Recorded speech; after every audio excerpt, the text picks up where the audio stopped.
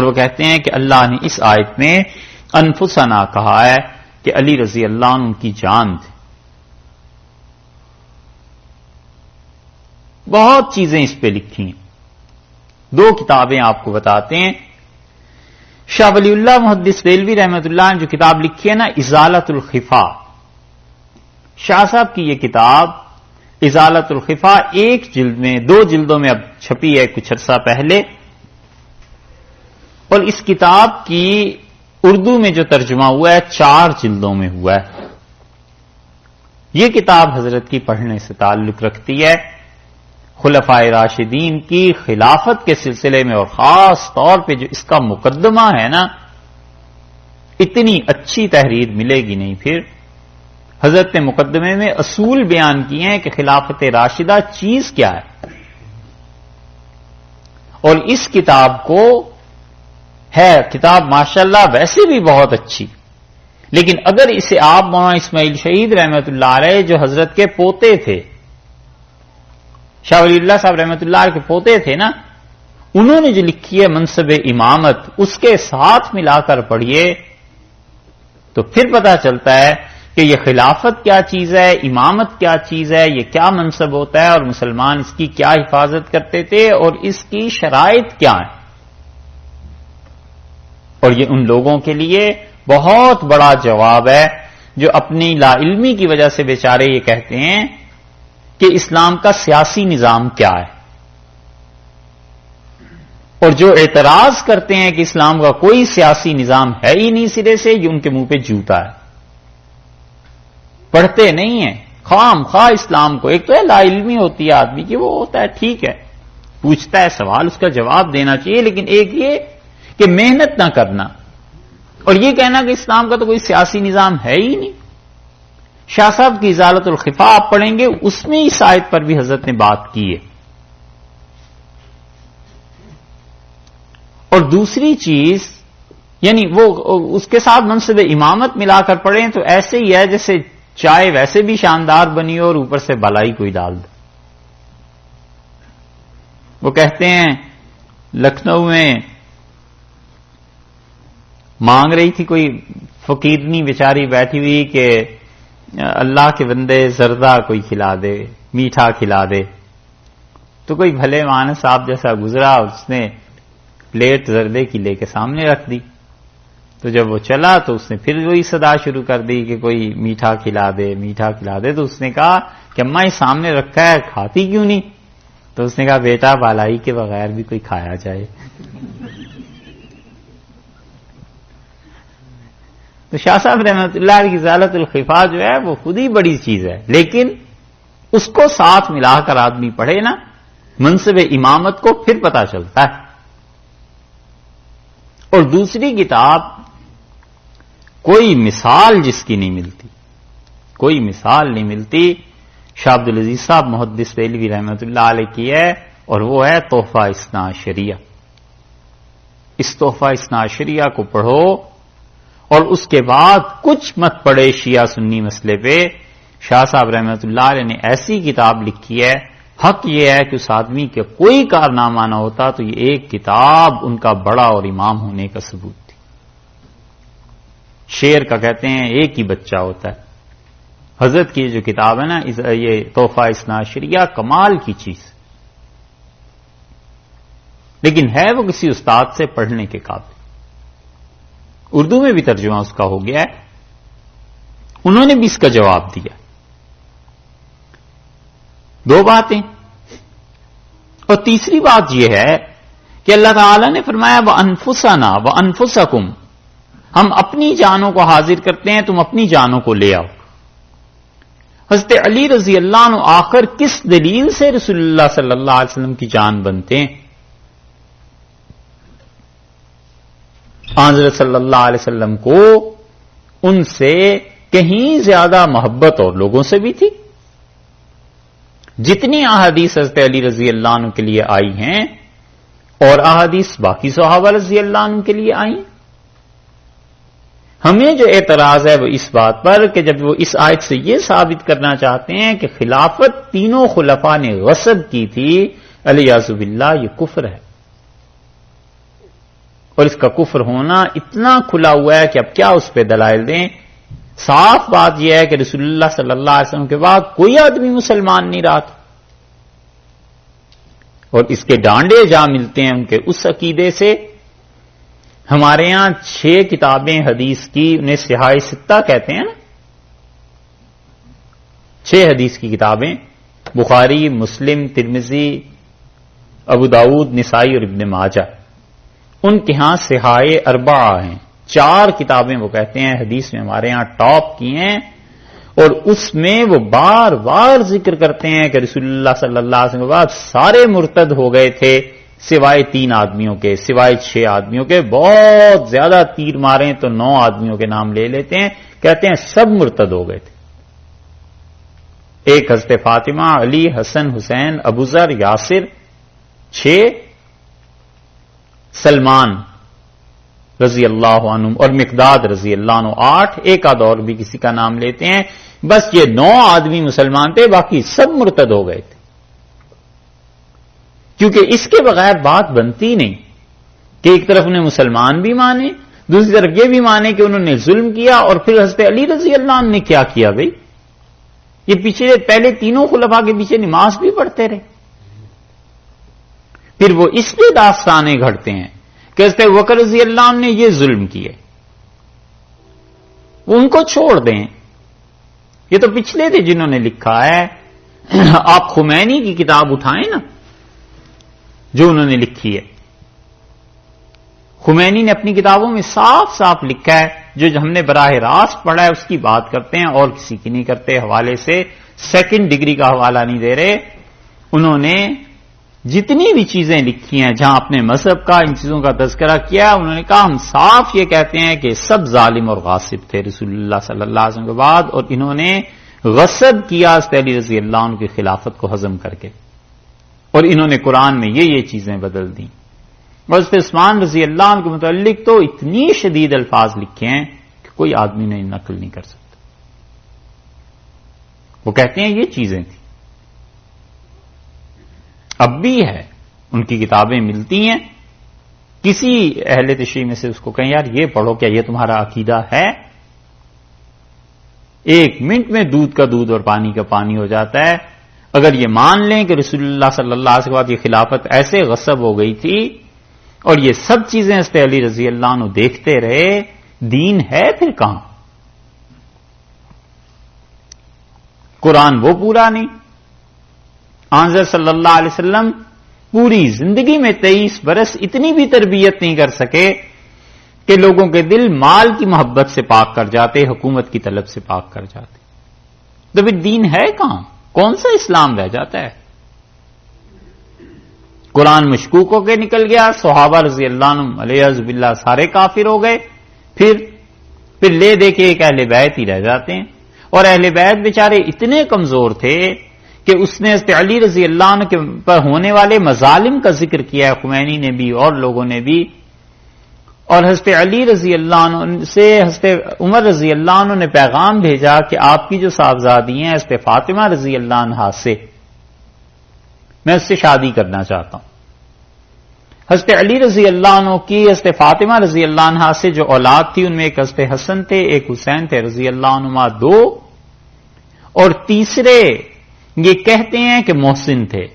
اور یہ کہتے ہیں کہ حضرت عمر رضی اللہ عنہ نے حضرت فاطمہ رضی اللہ عنہ کو مارا تھا تو وہ بچہ ضائع ہو گیا تھا. یہ چیز کہ انہوں نے صحابہ رضی اللہ عنہ نے مل کے حضرت علی کے گھر کو آگ لگا دی تھی اور حضرت فاطمہ رضی اللہ عنہ کو مارا تھا، یہ چیزیں یہ سب لکھتے ہیں. اور طبقات ابن سعد کی ایک روایت کے مطابق بعض لوگوں نے لکھا ہے. اب طبقات ابن سعد جو ہے وہ چھپی نہیں تھی. شبلی نے ایک جگہ لکھ دیا الفاروق میں کہ حضرت عمر رضی اللہ عنہ کے متعلق میں کچھ نہیں کہہ سکتا، ان کا مزاج سخت تھا، ممکن ہے انہوں نے اس گھر کو، مطلب مراد ان کی یہ کہ آگ لگائی ہو، لیکن انہوں نے لکھا ہے کہ طبقات ابن سعد ہوتی تو ہم اسے دیکھتے. طبقات ابن سعد اب کب کی چھپ کے آ گئی، ایک ایک جگہ موجود ہے، اس روایت میں کوئی جان نہیں.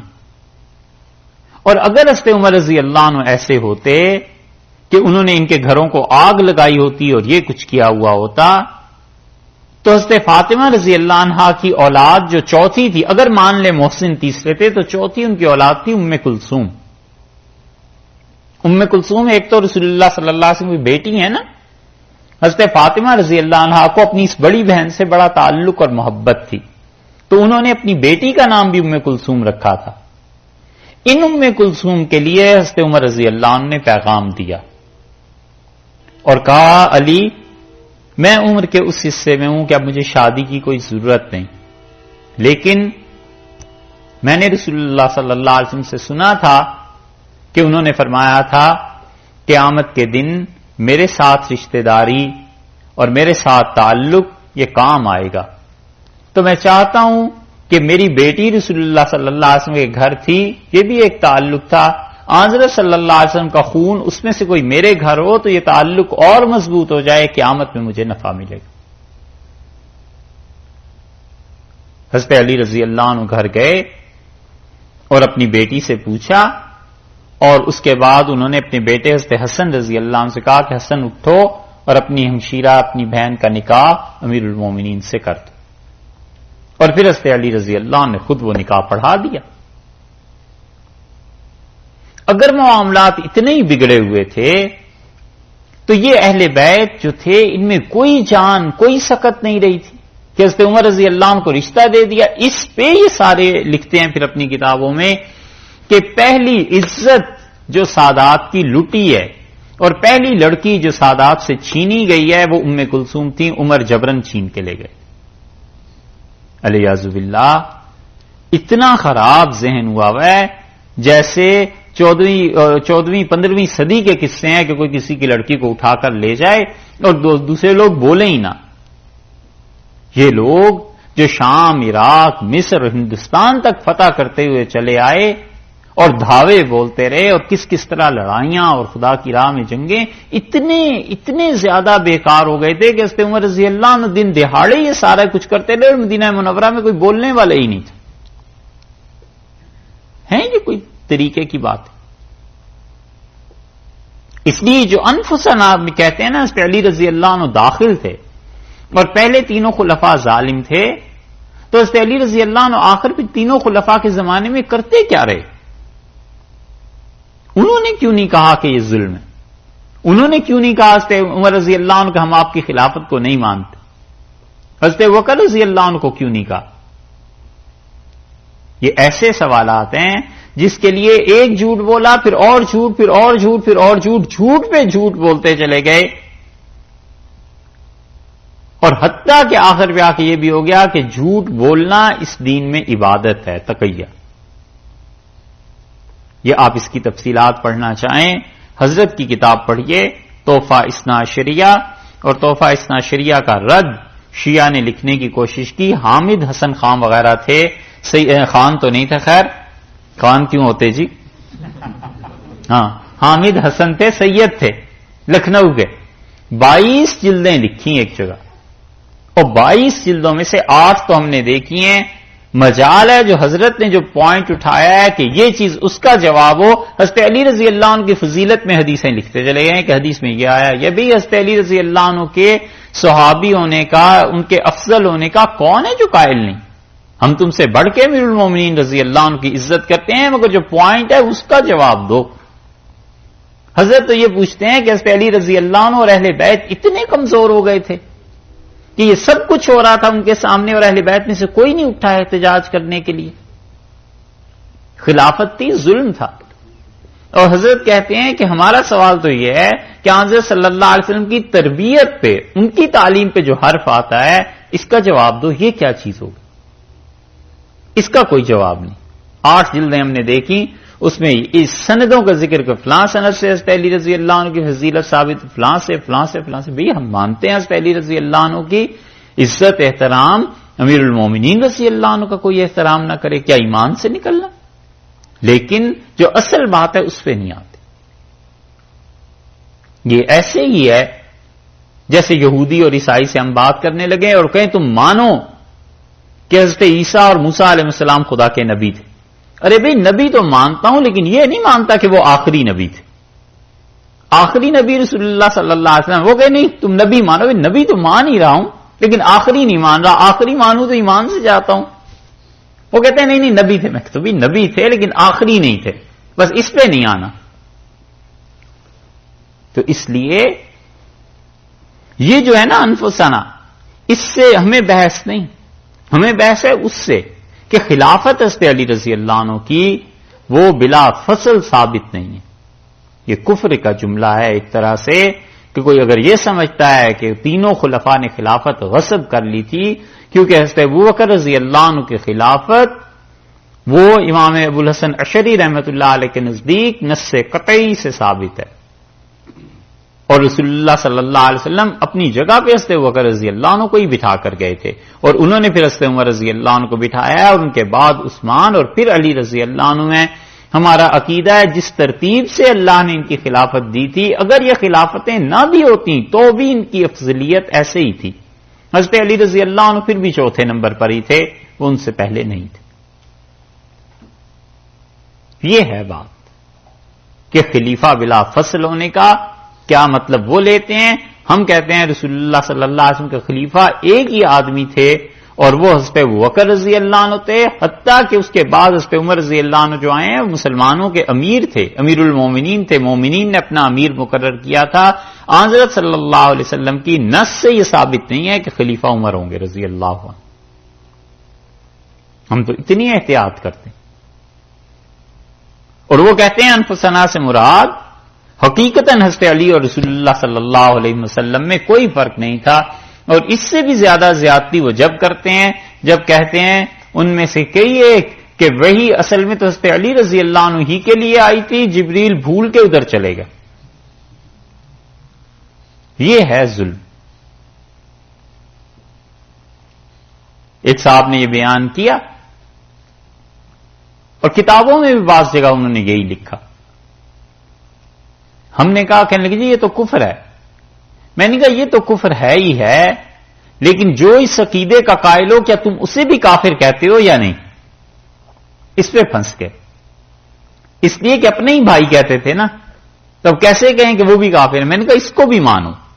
یہ ماننا کہ حضرت علی رضی اللہ عنہ پر وہی آنی تھی اور غلطی سے رسول اللہ صلی اللہ علیہ وسلم کی طرف جبریل گئے تھے, یہ کفر ہے. تو یہ بھی کہو جو اس بات کو مانتا ہے وہ بھی کفر کا اقرار کرتا ہے. پورا دین اکھیڑنا ہے, وہی پہ اعتبار اٹھ جائے, جبریل امین پہ اعتبار اٹھ جائے, خود رسول اللہ صلی اللہ علیہ وسلم پہ اعتبار اٹھ جائے کہ وہ بھی وہی کو قبول فرماتے رہے, اور ایک دن بھی جبریل سے نہیں کہا کہ اصل گھر تو وہ ہے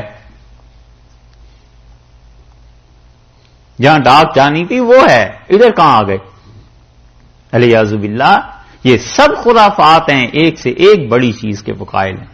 اس لیے جب انقلاب آیا نا ایران کا, پورے عالم اسلام میں جتنے نوجوان تھے, جذبہ تھا نا بہت.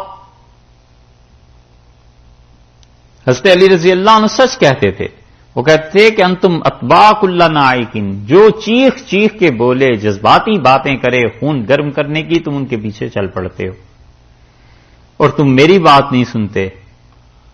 اور اللہ کی قسم, یہ نہج البلاغہ کا خطبہ ہے, اللہ کی قسم معاویہ میرے ساتھ سودا کر لیں تو میں اپنے 10 فوجی دے دوں اور ان کا 1 لے لوں, وہ اتنے اچھے ہیں اور تم اتنے برے میرے حصے میں آئے.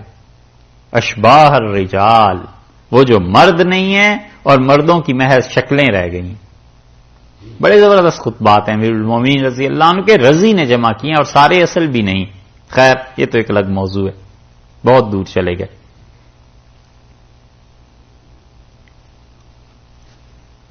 کہاں سے بات کریں, اتنی باتیں. اچھا, حضرت علی رضی اللہ عنہ جو تھے وہ ایک الگ شخصیت ہیں. یہ کہنا کہ عین حضرت علی رضی اللہ عنہ میں ان میں کوئی فرق ہی نہیں تھا, اس کا صحیح جواب تو پھر مولانا اسماعیل جہید رحمۃ اللہ علیہ نے دیا. یہ جب حضرات لکھنؤ گئے تو اس زمانے میں اہل تشیع جو بھی تھے, ایک حد تک ادب احترام تھا حضرت کے گھرانے کا. شاہ ولی اللہ رحمۃ اللہ علیہ کا گھرانہ پورا ہندوستان جانتا تھا, اور یہ جو اورنگزیب پہ تنقید کرتے پھرتے ہیں نا کہ اس نے باپ کو قتل کرا دیا اور بھائی کو قتل کروا دیا، یہ دارا شکوہ جو تھا یہ سب سے بڑا مخالف تھا سنیوں کا، اور اول تو دین ہی کوئی نہیں تھا، اور جس دین کو وہ ترجیح دیتا تھا وہ صحابہ رضی اللہ عنہ پہ تبرہ کرتا تھا اور کہتا تھا خلافت علی رضی اللہ عنہ سے چھینی گئی، اور اگر اب مجھے حکومت ملی تو وہ چیزیں واپس آئیں گی۔ اسی لیے اورنگزیب رحمت اللہ علیہ جب اپنی اولاد میں تقسیم کر گئے تو لاہور میں ایک مولوی صاحب نے خطبہ دیا، اور اورنگزیب کے بیٹے وہ تھے وہاں پہ، اور وہ متاثر تھا اپنے چچا دارا شکوہ سے، اور اس نے کہا کہ خبردار جو کبھی خطبے میں جمعے میں خلفاء کا نام لیا۔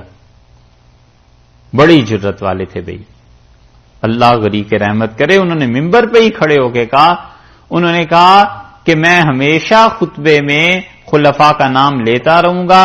زندگی میں 3 خواہشات کی تھیں، ایک حج کی اللہ نے پوری کرا دی، دوسرا چاہتا تھا قرآن یاد ہو جائے، وہ بھی اللہ نے فضل فرمایا ہو گیا، تیسری شہادت کی تمنا ہے شاید آپ کے ہاں ہی پوری ہو جائے۔ وہ اتنا دلیر تھا، اس نے بھی وقت نہیں لگایا، جمعے کے بعد کہا اس کو قتل کر دو، قتل کر گیا۔ یہ دارا شکوہ کا اثر تھا۔ اور وہ لکھنؤ میں جب حضرت پہنچے تو ادب احترام کا بہرحال کچھ زمانہ تھا، بحث شروع ہوئی، اور اہل تشیع نے کہا کہ ہم آپ کے ساتھ جہاد میں جاتے ہیں، مگر آپ یہ کہیے کہ اللہ نے فرمایا کہ انفسنا و انفسکم، تم اپنی جانوں کو لاؤ اور ہم اپنی جان کو لائیں۔ تو مولانا اسماعیل شہید رحمت اللہ علیہ نے کہا کہ یہ جو ساری بات، اس نے پھر حدیث پڑھی، اس نے کہا رسول اللہ صلی اللہ علیہ وسلم نے فرمایا کہ علی کی جان میری جان، علی کا خون میرا خون، علی کا جسم میرا جسم، علی کی روح میری روح۔ یہ سارا کچھ جب پڑھ کے وہ فارغ ہوئے تو حضرت نے فرمایا میں صرف ایک بات پوچھتا ہوں کہ یہ جتنا کچھ آپ نے کہا ہے اس سے مراد یہ ہے کہ رسول اللہ صلی اللہ علیہ وسلم فرمایا میرے بڑے قریبی ہیں، گویا میری جان ہے، میری روح ہے، میرا جسم ہے، میرا خون ہے، یا یہ حقیقی ہے؟ سمجھے سوال؟ اس کی جو سختی آئی تو اس نے کہا حضرت یہ حقیقی ہے۔ فرمایا اچھا اگر یہ حقیقت میں ایسے ہی ہے تو فاطمہ سے نکاح کیسے ہو گیا؟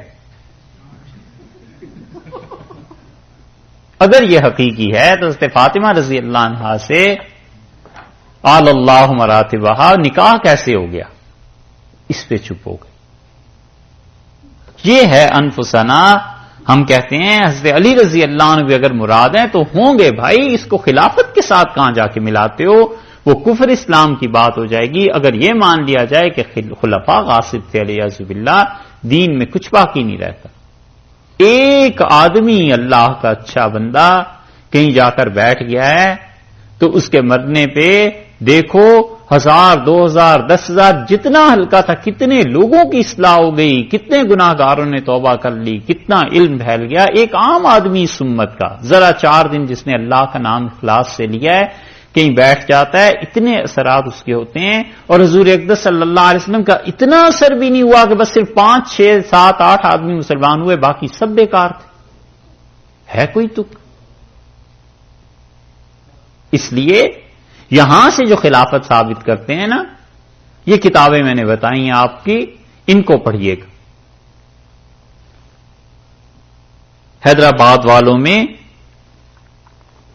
اور اودھ والوں میں ایک زمانہ ایسا گزرا ہے کہ ایک دوسرے کو برداشت نہیں کرتے تھے۔ اودھ سمجھتے ہیں؟ اچھا کون کون سے علاقے اس میں؟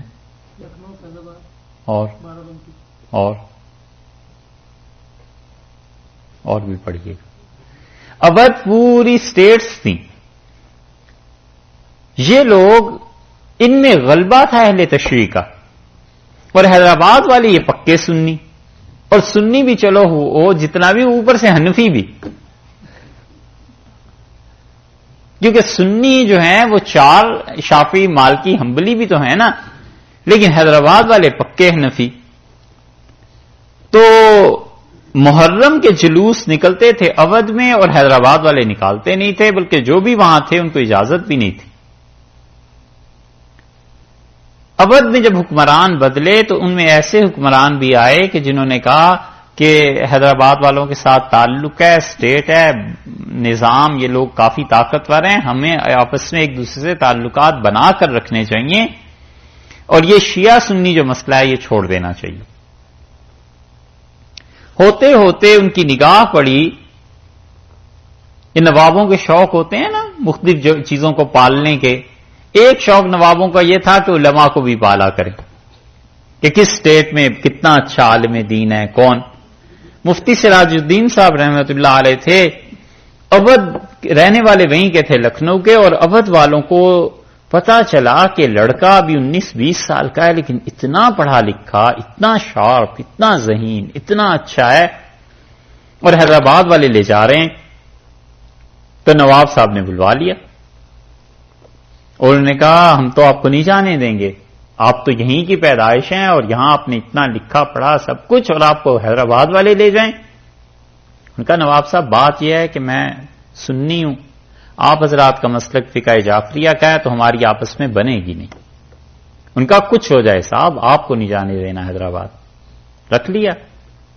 قصہ مختصر یہ کہ ایک دن نواب صاحب کے جی میں آئی، انہوں نے کہا مفتی صاحب اس مرتبہ جو محرم ہو رہا ہے نا، اس میں جی چاہتا ہے کہ حیدرآباد والوں کو بھی بلائیں اور ان سے یہ درخواست کریں کہ کوئی لائحہ عمل مل کے طے کر لیتے ہیں، آپس میں لڑنا مناسب نہیں، اور مذہب کی بنیاد پہ کیا تعلقات خراب کرنے ہیں، کچھ تھوڑی سی نرمی آپ دکھائیں، کچھ ہم دکھائیں تو یہ ہوگی۔ مفتی سراج الدین صاحب نے سمجھایا کہ نواب صاحب یہ بات نہیں ہو سکتی، خام خواہ ہم بحث کریں، آپ حضرات اتنے سخت ہیں مجتہدین، یہاں تبرہ ہوتا ہے لکھنؤ میں اور وہ حیدرآباد والے جلوس نہیں نکالنے دیتے، کسی کو پر نہیں مارنے دیتے، تو یہ دونوں ایک دوسرے کو برداشت نہیں کریں گے۔ پر نوابوں کے جو جی میں آ جائے، لمبی بحث انہوں نے کی، مفتی صاحب نے کہا جیسے آپ کی مرضی، تو طے یہ پایا کہ محرم میں حیدرآباد سے لوگ آئیں گے اور ان کے سامنے مجتہدین تقریریں کریں گے، اور جن علماء کو وہ لے کے آئیں گے وہ بھی تقریریں کریں گے اور کوئی فیصلہ کر لیں گے۔ حیدرآباد والوں کے پاس درخواست گئی، کچھ بحث مباحث کے بعد منظور ہو گئی، آ گئے۔ تقریر جب حیدرآباد والوں نے جوابات دیے جو شیعہ علماء نے مسائل اٹھائے تھے، ان میں ایک بہت ہی تیز تھے مجتہد، اور بات بات پہ وہ فارسی کا ایک شعر پڑھتے تھے اور کہتے تھے کہ کچھ نہ کچھ تو صاحب ہوا ہی ہوگا نا، تو ہی تو بات ہوتی ہے، جب تک چیز نہ ہو چیزیں نہیں کہتا کوئی، تانا باشد چیز کس نہ گوید چیز ہا۔ پھر ایک شوشہ چھوڑتے تھے کہ حضرت عمر رضی اللہ عنہ نے یہ کیا، چلیے یہ نہ صحیح مگر کچھ نہ کچھ تو ہوا ہی ہوگا، ایسے ہی تو نہیں روایات آ جاتی۔ پھر انہوں نے بات شروع کی حضرت عثمان رضی اللہ عنہ پہ کہ حضرت عثمان رضی اللہ عنہ ایسے تھے ویسے تھے، آپ کی کتابوں میں بھی آتا ہے، یہاں بھی، ہم اس بات کو نہیں مانتے صاحب، لیکن بہرحال کچھ نہ کچھ تو تھا، تانا باشد چیز کس نہ گوید چیز ہا، جب تک چیز نہ ہو لوگ چیزیں نہیں کہتے۔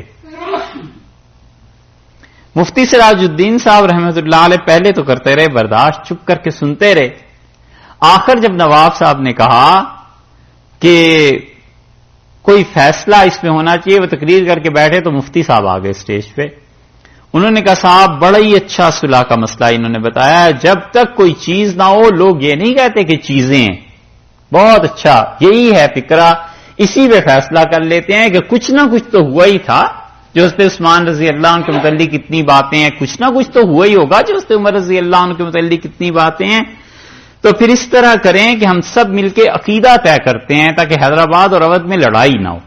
بڑے خوش ہوئے لوگ، اور نواب صاحب تو واہ واہ واہ واہ، ان کا حضور لکھیے کس نہ باشد چیز، تا نہ باشد چیز کس نہ گوید چیز ہا، جب تک چیز نہ ہو چیزیں نہیں بنتی۔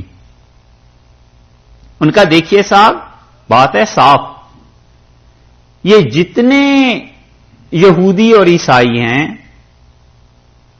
ان کا عقیدہ دیکھیے تو یہ اپنے انبیاء علیہ السلام کو اور مختلف لوگوں کو خدا کا بیٹا مانتے ہیں، عیسیٰ علیہ السلام کو خدا کا بیٹا ہی کہتے ہیں نا، اور ادھر مشرکین مکہ کو دیکھیے تو وہ فرشتوں کو خدا کی بیٹیاں کہتے ہیں، تو کچھ نہ کچھ تو ہوگا ہی۔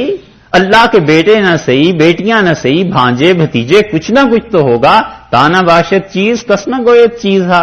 جب تک چیز نہ ہو چیزیں تھوڑا ہی بنا کرتی ہیں، تو بھتیجے بھانجے وانجے کچھ مان لیجئے، باقی بیٹے بیٹیوں کے ہم قائل نہیں ہیں.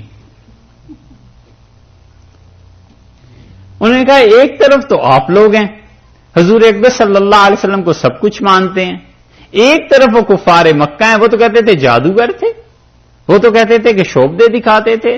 تو نہ تو ہم یہ مانیں کہ وہ جادوگر تھے اور نہ یہ مانیں جو کچھ یہ کہتے ہیں، تو درمیان کی کوئی بات کر لیجئے، کوئی نظر بندی کا عمل کرتے ہوں گے، کچھ نہ کچھ تو کرتے ہوں گے. جب تک چیز نہ ہو چیزیں تھوڑا ہی بنا کرتی.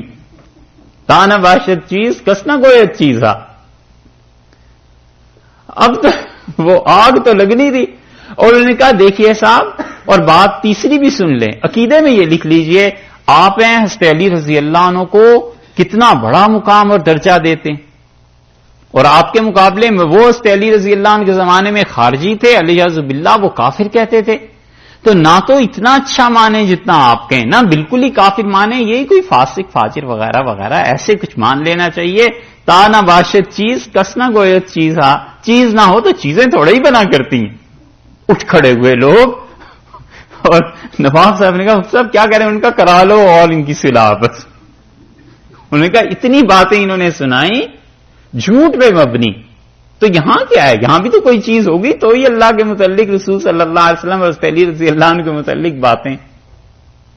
تو یہ کہنے کا مطلب یہ ہے کہ جھوٹ جو سنتے ہیں اور چلاتے ہیں ایسے ہی ہے کہ جتنا بھی تشریح کرتے چلے جاؤ، انفسنا و انفسکم، ہمارے رسول اللہ صلی اللہ علیہ وسلم علی رضی اللہ عنہ میں فرق ہی نہیں تھا، علیہ باللہ. اس لیے یہاں پر یہ جو چیز ہے، ہم کہتے ہیں اگر حضرت علی رضی اللہ عنہ ثابت بھی فرض کر لو ہو جائیں، اور اہل بیت کا اور سادات کی سارا تفوق اور برتری ثابت بھی ہو جائے، تو بھی رسول اللہ صلی اللہ علیہ وسلم کے جو باقی صحابہ کرام رضی اللہ عنہ تھے ان کو کافر کہنا اور علیہ باللہ ان کو غاصب کہنا، یہ پورے دین کی بنیاد اکھیڑنا ہے. تو اللہ تعالی نے فرمایا کہ ان سے کہیے کہ تم بلاؤ اپنے بیٹوں کو اور ہم اپنے بیٹوں کو، اور ہم اپنی عورتوں کو اور تم اپنی عورتوں کو، اور ہم اپنی جانوں کو اور تم اپنی جانوں کو، ثم نبتہل، اور پھر اس کے بعد ہم گڑ گڑائیں، فنجعل لعنت اللہ علی الکاذبین، اور ہم اللہ سے دعا مانگیں کہ اللہ تیری لعنت پڑے، پھٹکار پڑے ان پر جو جھوٹے ہیں. اس پہ وہ نہیں آئے، اور انہوں نے رسول اللہ صلی اللہ علیہ وسلم سے طے کیا کہ آپ جتنا ہمیں کہتے ہیں جزیہ ہم دینے کے لیے تیار ہیں.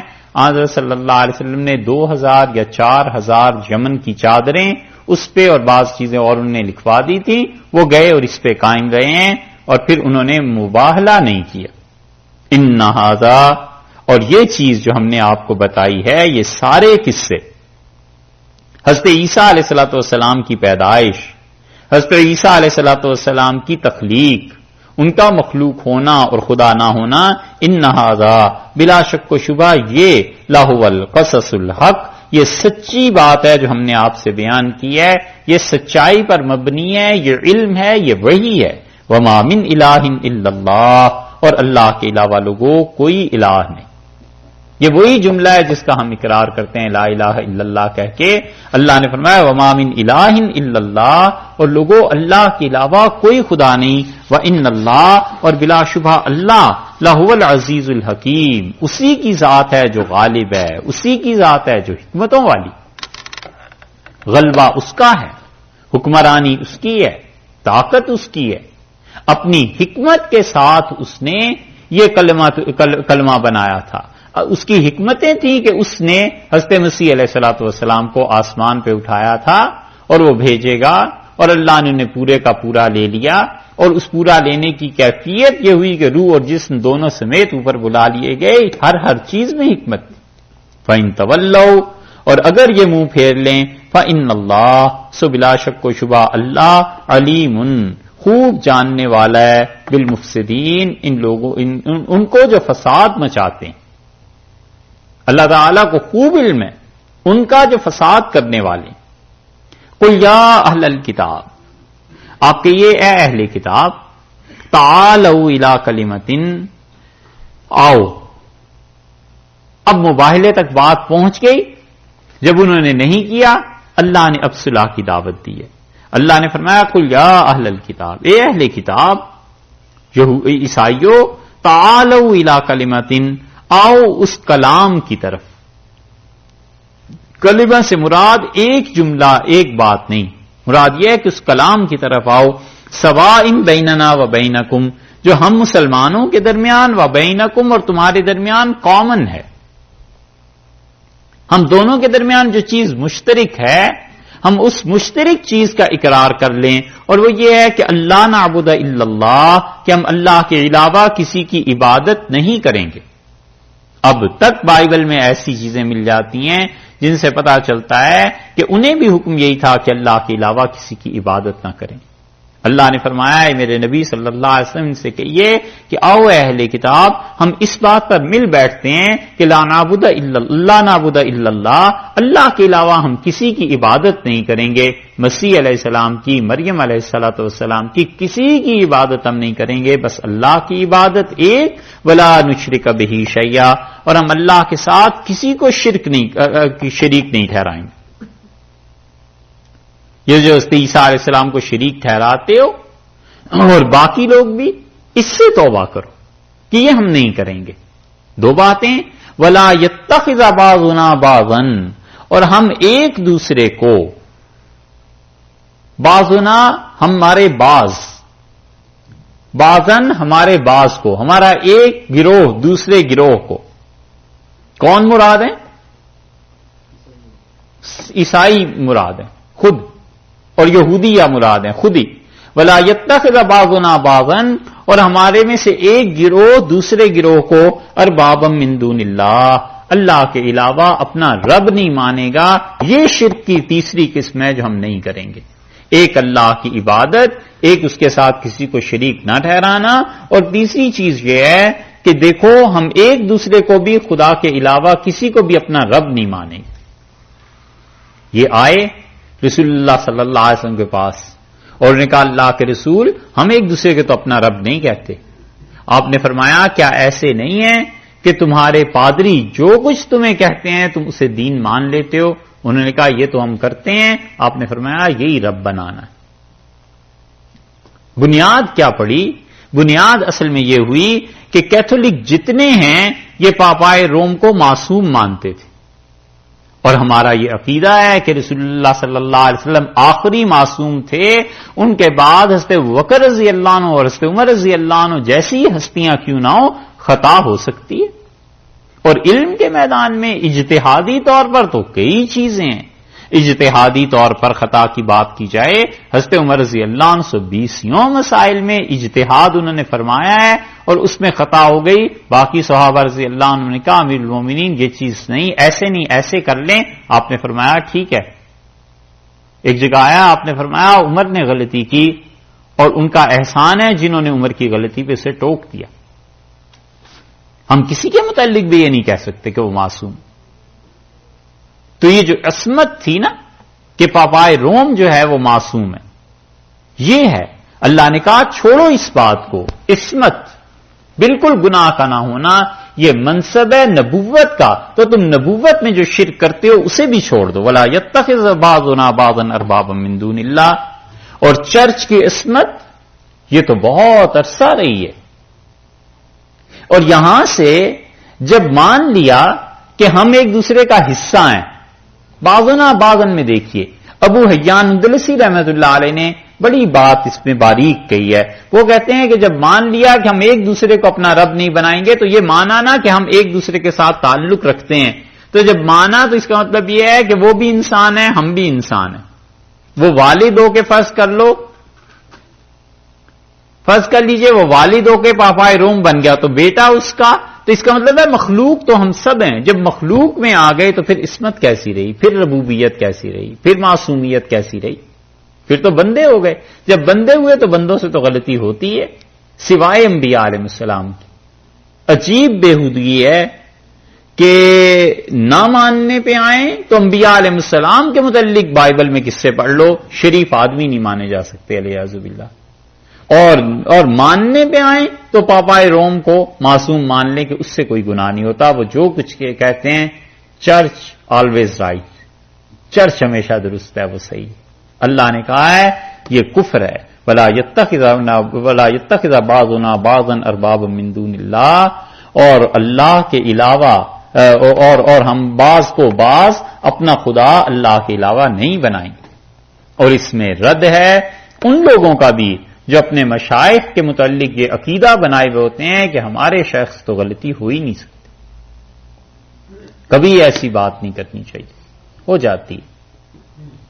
جاتی ہے۔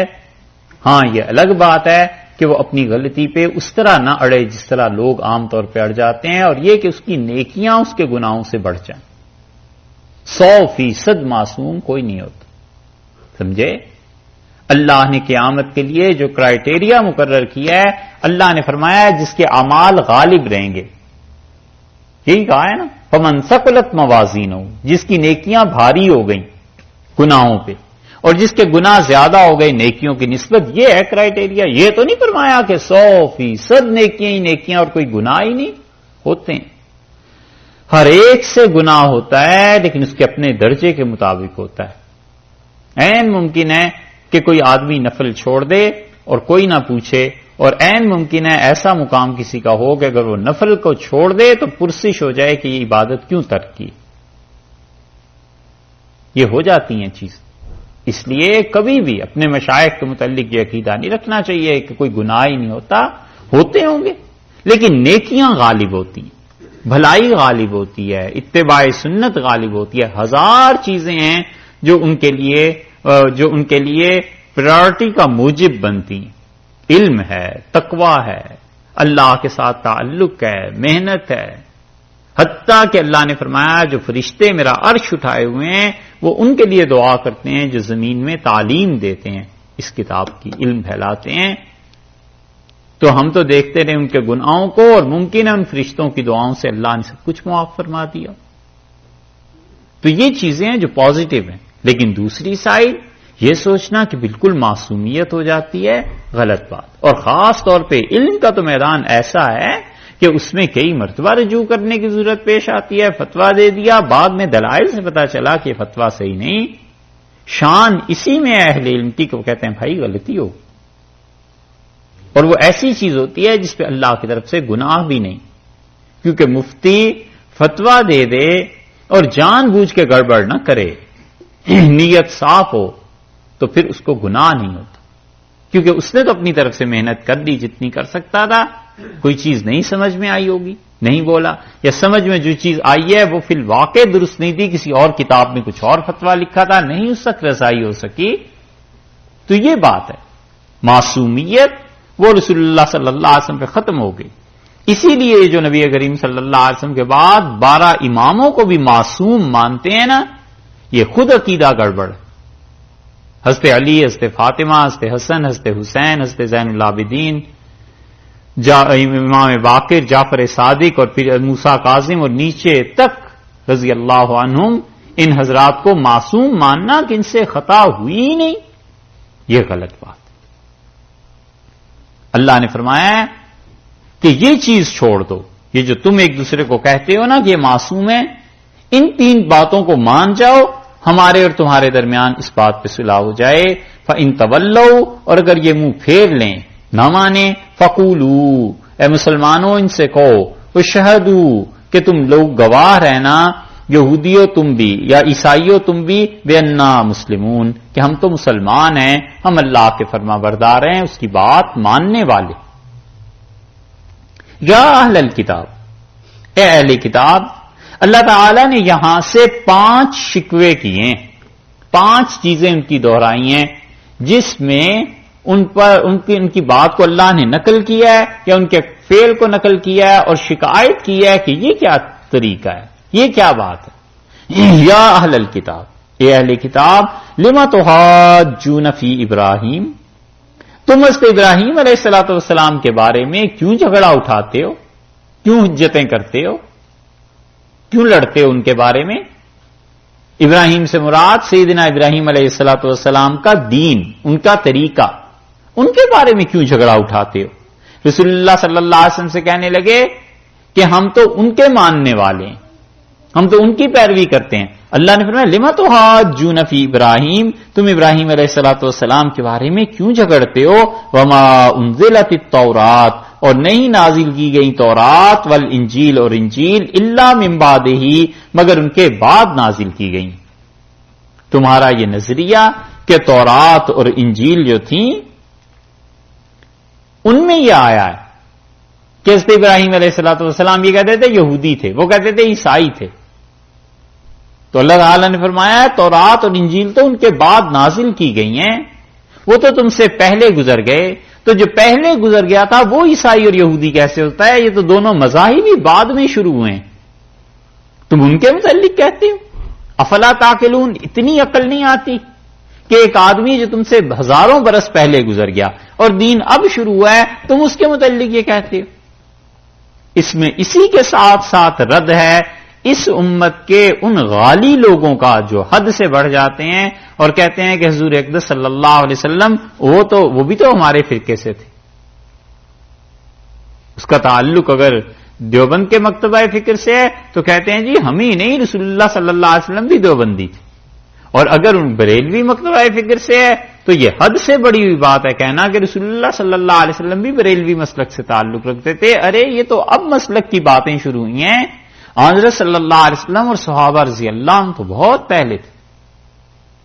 یہ ہے مبالغہ.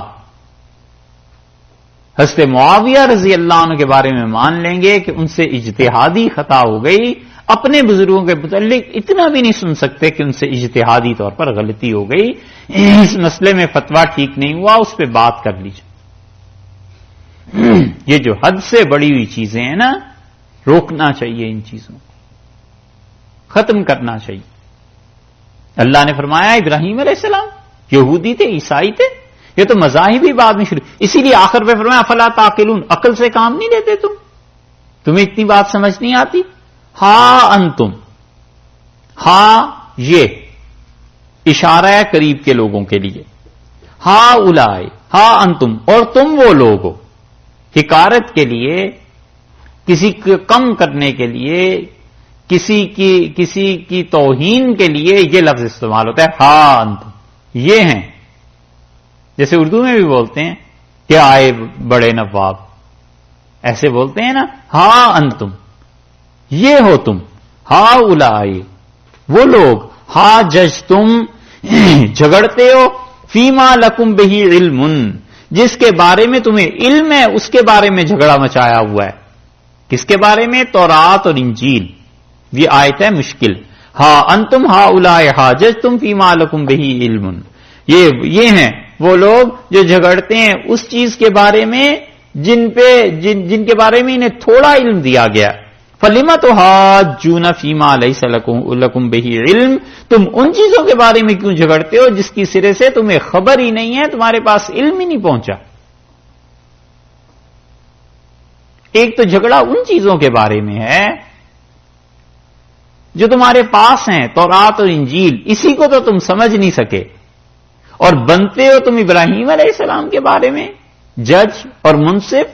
فَلِمَ تُحَاجُّونَ، کیوں تم جھگڑتے ہو فیما اس چیز میں لَيْسَ لَكُمْ بِهِ علم، جس کے بارے میں تمہیں علم ہی نہیں ہے حضرت ابراہیم علیہ السلام کے اصل دین کے بارے میں. وَاللَّهُ يَعْلَمُ، اللہ ان چیزوں کو جانتا ہے. وَأَنْتُمْ لَا تَعْلَمُونَ، تمہیں علم نہیں ہے. اوپر فرمایا ہے عقل نہیں ہے، کیونکہ دلیل عقلی دی نا کہ ان کے بارے میں کیوں کہتے ہو، یہ تو مذاہب بعد میں شروع ہیں. یہاں علم کے بارے میں کہا کہ تمہیں تو علم ہی نہیں ہے بھائی، یہ جو تھوڑا سا علم ہے یہی نہیں سنوارا تورات اور انجیل کا، وہ بھی ناقص علم. تو تمہیں حقیقی علم پتا چل جائے تو تم اس کے بارے میں پھر کیا کرو گے؟ اس لیے پتا چلتا ہے کہ علم کے ساتھ ظرف بھی ہونا چاہیے، علم کے ساتھ ظرف بھی ہونا چاہیے. اسی لیے یہ جو بڑے لوگ تھے نا، اتنا علم اللہ نے دیا تھا کہ ملکوں کے ملک ان سے سیراب ہو سکتے تھے، اور وہ کہیں چلے جاتے تھے کوئی پہچان نہیں سکتا تھا یہ اتنا بڑا آدمی. ہم نے حضرت کو دیکھا، مولانا ابو الحسن ندوی رحمۃ اللہ علیہ کو لکھنؤ میں اور ان چیزوں میں کئی جگہ دیکھا. کوئی کہہ نہیں سکتا تھا کہ اتنی بڑی شخصیت. آکسفورڈ میں اکیلے تشریف لے جا رہے ہیں، کوئی آدمی نہیں جان سکتا تھا کہ یہ اتنی بڑی شخصیت ہے جس کے جوتے بادشاہ سیدھے کرتے، کچھ نہیں، وہی لکھنؤ کا چوڑے جو پانچے ہوتے ہیں اس کا پاجامہ اور ایک کرتا اور بس وہی ٹوپی سر پہ، بس کسی کو پتا نہیں تھا کہ اتنے بڑے بڑے لوگ ہیں. علم کے ساتھ ظرف تھا نا، کوئی اظہار نہیں، کوئی ایسی چیز نہیں، کوئی چھلکاؤ نہیں کہ ہم نے اتنا کچھ بھی نہیں، مٹے ہوئے لوگ تھے. نتیجہ یہ نکلا کہ اللہ نے ان لوگوں سے کام لیا. اللہ کی عادت ہے کہ اللہ چھوٹے چھوٹے لوگوں سے ہی کام لیتا ہے اور کام انہیں بڑا بناتا ہے. سمجھے؟ آدمی کام کرتا ہے پھر بڑا بنتا ہے، اور جو پہلے دن طے کرتا ہے نا کہ پہلے میں بڑا بن جاؤں اور پھر کام کروں گا، تو کبھی کبھی خدا بڑا تو بنا دیتا ہے لوگوں کی نظروں میں، مگر کام وام نہیں لیتا. کام اللہ انہی لوگوں سے لیتا ہے جو چھوٹے بھی ہوں، اپنے آپ کو چھوٹے سمجھیں، حقیقت میں چاہے وہ کتنے ہی بڑے ہوں، مگر جب تک آدمی اپنے کو چھوٹا سمجھتا رہتا ہے، عافیت خیر میں رہتا ہے، خدا کی طرف سے حفاظت ہوتی رہتی ہے. اور جب وہ سمجھتا ہے کہ میں بہت بڑا ہو گیا ہوں، تو اللہ لوگوں کے سامنے دکھا دیتا ہے کہ بڑا سمجھ رہا تھا، ہم نے کوئی کام نہیں لیا، برکت اٹھ جاتی ہے. اللہ نے فرمایا ہے انتم لا واللہ یعلم وانتم لا تعلمون، تمہیں تو علم ہی نہیں ہے، تمہیں کیا معلوم ان چیزوں کا. ما کان ابراہیم یہودیا، ہم تمہیں علم کی بات بتائیں، ما کان ابراہیم یہودیا، اور ابراہیم علیہ الصلوۃ والسلام یہودی نہیں تھے، پہلی نفی ہو گئی. ولا نصرانیا، اور ابراہیم علیہ السلام نصرانی بھی نہیں تھے. دو باتیں، ولیکن کانا، اور وہ تھے حنیفن، یکسو، ان دونوں چیزوں سے ہٹے ہوئے. اگر اب تم یہ کہتے ہو کہ وہ یہودی تھے اور عیسائی تھے، تو یہودیت اور عیسائیت تو بعد میں آئی ہے، اس کا کوئی تعلق ہی نہیں تھا یہودیت سے اور عیسائیت سے. وہ تو تھے کیا؟ حنیفم مسلمہ، ایک تو وہ حنیف تھے، دوسرے وہ مسلمان تھے.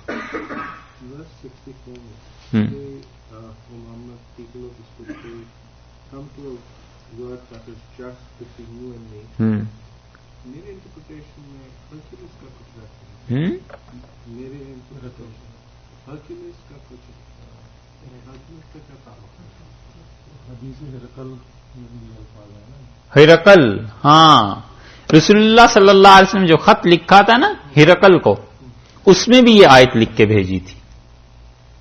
اس کو عیسائیت سے ہٹانے کے لیے جو ارشاد فرمایا تھا کہ تم چھوڑ دو اس کو اور تم اس چیز کی طرف آؤ جو اسلام ہے، دین ہے.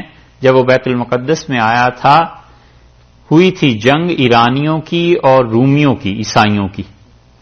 تو عیسائیوں کو جب غلبہ ملا ہے تو ہرقل جو تھا وہ بیت المقدس آیا تھا اللہ کا شکر ادا کرنے کے لیے.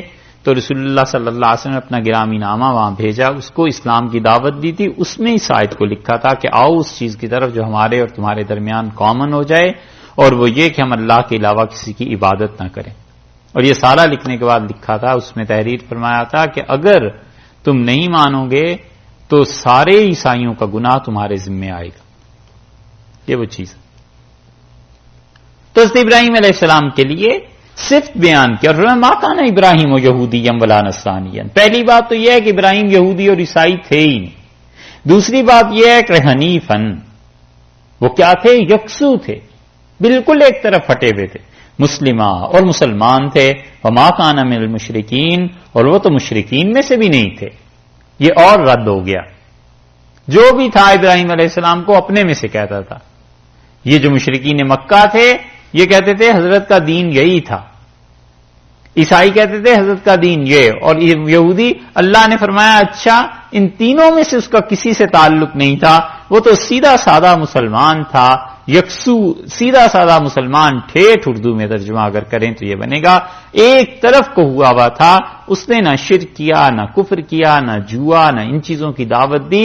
جو کچھ تم سب کے سب کہتے ہو جھوٹ، اور صحیح علم یہ ہے کہ ولیکن کان حنیفا مسلما، وہ تو یکسو تھے اور مسلمان. ان اول الناس، سب سے زیادہ لوگوں میں سے بے ابراہیم، جو ابراہیم علیہ الصلوۃ والسلام کے قریب ہیں.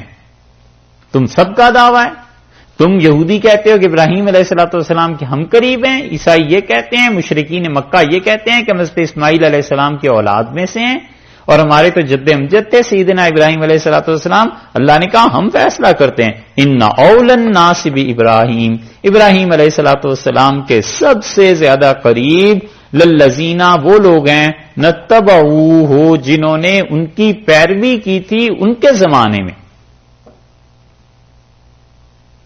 ایک تو وہ یعنی ان کے صحابہ اس پہ ابراہیم علیہ الصلوۃ والسلام کے، وہذا النبی، اور دوسرے یہ ہیں نبی صلی اللہ علیہ وسلم جو سب سے زیادہ قریب ہیں حضرت ابراہیم علیہ الصلوۃ والسلام کے دنیا اور آخرت میں۔ یا تو یہ مراد ہے، قرب سے کیا مراد ہے؟ دونوں تفسیریں کی گئی ہیں، یعنی دنیا میں بھی آخرت میں بھی سب سے زیادہ قریب ابراہیم علیہ الصلوۃ والسلام کے وہ تھے جو ان کے پیروکار تھے، ان کے صحابہ رضی اللہ عنہم، ایک دوسرے یہ نبی صلی اللہ علیہ وسلم، والذین آمنوا، اور جو لوگ ایمان لائے ہیں، تیسرا گروپ یہ ہے جو ان کے سب سے زیادہ قریب ہے دنیا میں بھی اور آخرت میں بھی۔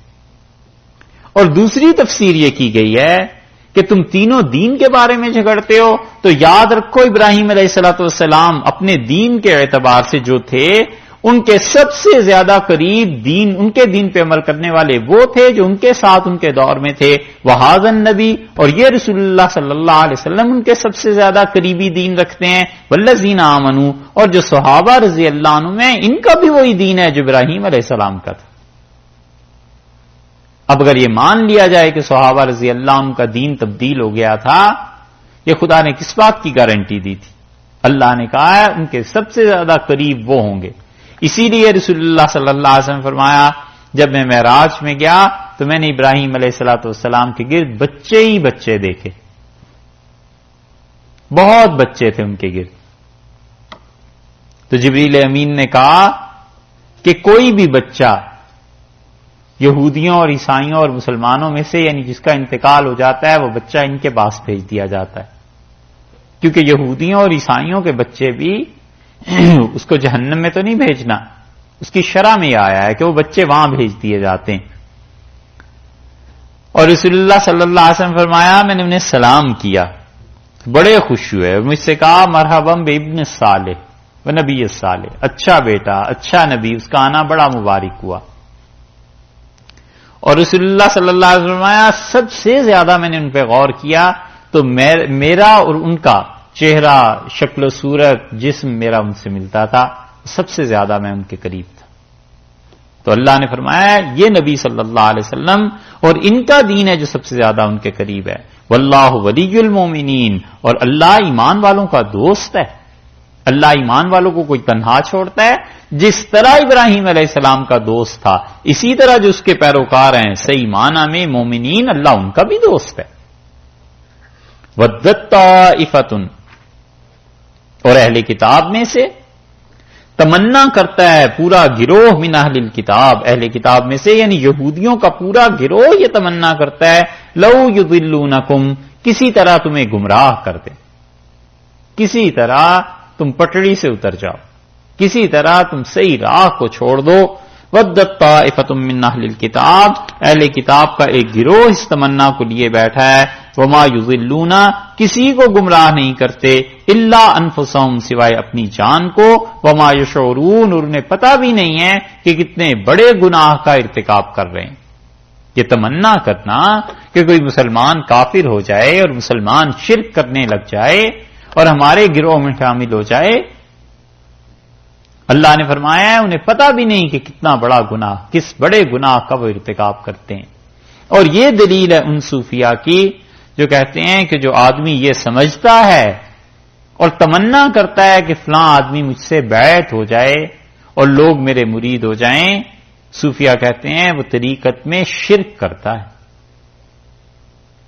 کیونکہ لوگ اللہ کے ہیں اور اللہ ہی ان کا مالک ہے، اور اللہ جہاں چاہے گا ہدایت کے لیے بھیج دے گا۔ تمہیں اس تمنا کا کس نے حق دیا ہے کہ فلاں آدمی میرے حلقے میں آ جائے؟ سمجھے؟ اس لیے بڑی سوچ سمجھ کے زندگی گزارنی چاہیے۔ جتنے مقتدی کم ہونا، امام سے اگر نماز میں غلطی ہو جائے تو مقتدی جتنے کم ہو اتنے ہی سکھ رہتا ہے۔ نماز مثلا نہیں ہوئی، 10-15 آدمی تھے تو اگلی نماز میں اعلان کرتے تھے کہ بھائی پچھلی نماز کسی وجہ سے نہیں ہوئی تھی دوبارہ پڑھ لینا، اور جہاں 10,000 ہوں وہاں کیا کرے گا؟ یہ ہے. اس لیے جتنوں کا بوجھ آدمی کم رکھے اتنا ہی اچھا ہے. یہ تمنا کرنا کہ ہمارا حلقہ بڑا ہو جائے اور لوگ ہمیں سننے لگیں اور لوگ جاننے لگیں، بہت بڑا دھوکہ ہے، بہت بڑا دھوکہ ہے. مر جائے مٹی میں مل جائے پر اس کی تمنا نہ کرے کہ کوئی مجھے جانے.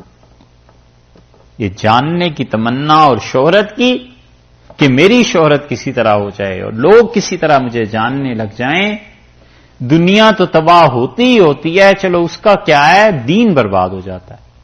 آدمی پٹڑی سے اتر جاتا ہے اور اپنے مقتدی، اپنے مرید، اپنے معتقد ان کو دیکھ کے پھر فتویٰ دینے لگتا ہے، پھر اللہ کی صحیح بات نہیں بتاتا، ڈرتا ہے کہ اگر صحیح بات کر دی تو یہ ناراض ہو جائیں گے، ہوگا پھر کیا؟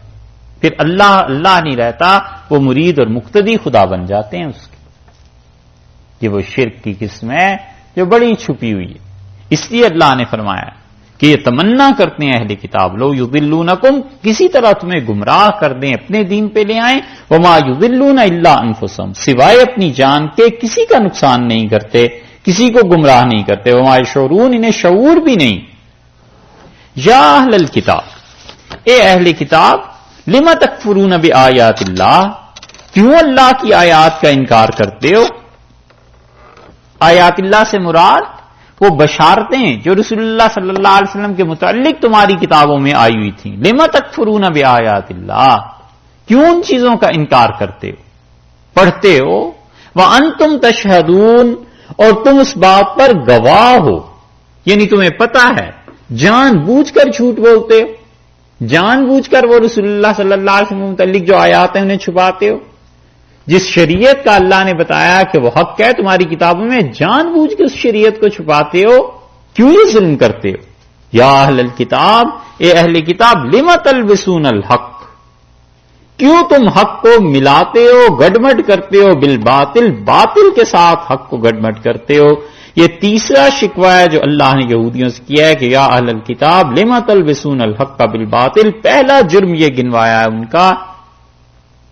3 جرم یہاں اس ایک آیت میں گنوائے.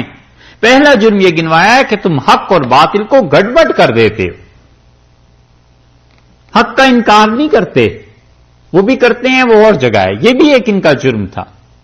ہم نے قرآن پاک میں جو یہودیوں کے جرائم ہیں نا، ان پر ایک مستقل بیان دیا تھا کہ قرآن نے کیا کیا چیزیں ان کے متعلق کہی ہیں. وہ ایف ایم کے پروگرام الفرقان میں آیا تھا. وہ اگر آپ کو کوئی نفع ہو تو اس سے سنیے گا، اس میں یہ ساری چیزیں جمع کر دی تھی.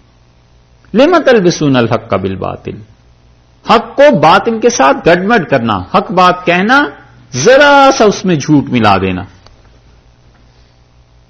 یہ بات کہنا کہ رسول اللہ صلی اللہ علیہ وسلم متعلق آئی ہیں پیشن گوئیاں، نبی ہیں، لیکن بس یہ بات سمجھ نہیں آتی کہ انبیاء علیہ السلام تو اونٹ کا گوشت نہیں کھاتے تھے، یہ کیوں اونٹ کا گوشت کھاتے ہیں؟ ویسے نبی، لیکن پتہ نہیں بات یہ کیا ہے. اب بات کہہ بھی دی اور نہیں بھی کہی. یہ ہے تلبیس حق اور باطل کی. کوئی پوچھتا تھا کہ نبی ہیں، کہتے تھے ہاں نبی تو ہیں، کتاب میں تو ایسے ہی آتا ہے، لیکن پچھلے انبیاء علیہ السلام جو تھے وہ کبھی مال غنیمت نہیں کھایا کرتے تھے، اور یہ غنیمت کا مال بدر میں لے آئے، حصے لگائے ہیں، تو معلوم ہوتا ہے دنیا کی محبت کچھ ہے. ابھی ہیں نبی ویسے، لیکن یہ بات ہے، یہ ہے. حدیث میں آیا ہے کہ اپنے اعزاء رشتہ دار جب پوچھتے تھے ان سے تو کہتے تھے کہ ہیں تو نبی، لیکن اگر پیروی کی تو یہ سب ٹھاٹ جاتے رہیں گے. اور جب لوگ پوچھتے تھے تو لوگوں سے کہتے تھے ہمیں کچھ پتا نہیں، ہم تو تحقیق کر رہے ہیں. یہ چیزیں، اس قسم کے جملے، یہ ہے تلبیس حق اور باطل کی. مشرکین مکہ پوچھتے تھے تو کہتے تھے مشرکین مکہ سے کہ رسول صلی اللہ علیہ وسلم ہیں یا نہیں؟ عیسائی یہ کہتے ہیں کہ وہ نہیں ہیں، باقی ہم نہیں کہتے، وہ کہتے ہیں عیسائی. اور عیسائیوں سے پوچھتے تھے مشرکین مکہ کہ بھئی تم تو پڑھے لکھے ہو، بتاؤ. وہ کہتے تھے ہم تو کچھ نہیں کہتے، البتہ یہودی کہتے ہیں کہ وہ رسول نہیں ہیں. اب پتا ہے بیچ میں سے سب کچھ، لیکن اقرار کرنا پڑتا ہے نا. لم تلبسون الحق بالباطل، حق کو باطل کے ساتھ کیوں گڑمٹ کرتے ہو، صاف بات کیوں نہیں کہتے؟ یہ ایسے ہی ہے مسلمانوں میں جیسے محلے میں کسی سے لڑائی ہو جائے اور کوئی آ کے کہہ دے کہ صاحب فلاں آدمی کیسے ہیں، ہم نے سنا ہے بہت شریف ہیں، نمازی ہیں، پرہیزگار ہیں. ہاں صاحب ہوں گے، اپنی حد تک ہیں، باقی اور کسی کو فائدہ نہیں. یہ جو باقی جملے ہیں نا ساتھ ملانے، اس کا مطلب یہ ہے کہ اپنے جی میں گڑبڑ، اپنے من میں، اپنے اندر میں نقص ہے، اس کو صاف کرے. اللہ نے کہا ہے یہ یہودیت ہے، حق اور باطل کو گڑبڑ کرنا. یہودی برے، یہودیت اچھی، یہی ہوتا ہے. اور دوسرا جرم وتکتمون الحق، اور تم کتمان حق کرتے ہو، حق کو چھپاتے ہو. وانتم تعلمون، اور جان بوجھ کر. تیسرا جرم یہ ہے کہ قصدن ایسے کرتے ہو، یہ نہیں ہے کہ کوئی بھولے سے جان بوجھ کر یہ کرتوت کرتے ہو. یہ بھلا معاف کیے جانے کے قابل ہیں باتیں کہ رسول اللہ صلی اللہ علیہ وسلم کی رسالت کا اقرار بھی نہ کرو، اور جہاں موقع آ جائے گواہی دینے کا وہاں چھپا بھی جاؤ، اور پھر جان بوجھ کے. یہ نہیں ہے کہ اندر سے مخلص ہیں، انکار کرتے ہیں تو اخلاص سے انکار کرتے ہیں، نہیں. اللہ نے فرمایا انتم تعلمون، جان بوجھ کے ایسے کرتے. کچھ دیر ٹھہریے پھر آگے پڑھتے ہیں.